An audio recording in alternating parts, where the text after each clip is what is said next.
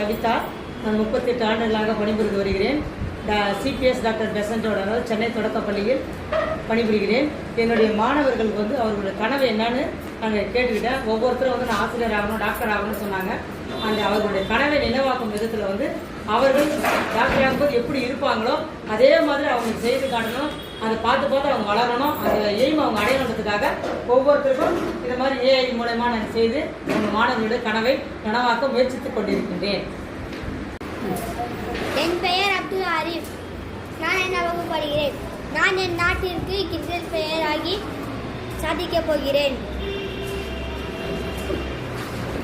என் பெயர் ஏ முகமது ஹசன். நான் என்ன வகுப்பு படிக்கின்றேன். நாட்டின் பாதுகாப்புக்காக நான் போலீஸாக போகிறேன். என் பெயர் இமாம் ஷாஹித். நான் பிஸ்னஸ் மேன் ஆக விரும்புகிறேன்.